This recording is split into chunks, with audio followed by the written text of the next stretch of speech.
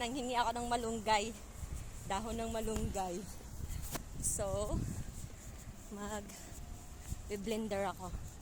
May saging ako doon. Nanghingi ako ng dahon ng malunggay. Ininuhan ako ng isang sanga. Oh, sayang, pwede sanang itanim. Diba? Binigyan ako. Ay, buang lang eh. May daladalang dahon ng malunggay. Parang nasa, diba? Ang mahal ngayon ng malunggay. 7 dirham ang isang tali.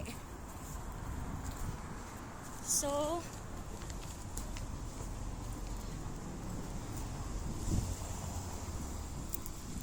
tama, may saging ako doon. Pagdating ko mamaya, pahinga lang kaunti. So, mag-blender ako. O, di ba ang dami? Sabi sa akin, kahit anong oras daw, pwede akong humingi doon.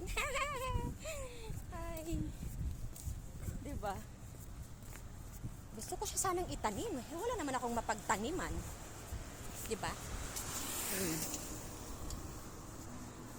Malapit na.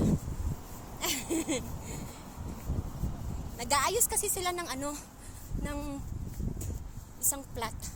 Ngayon nakita ko maraming puno ng malunggay.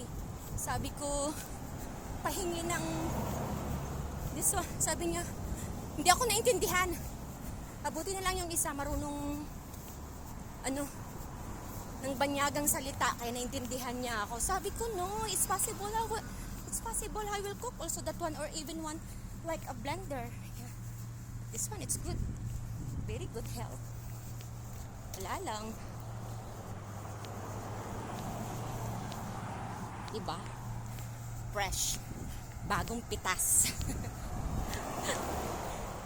Ay. At least, ayan na, satwa na.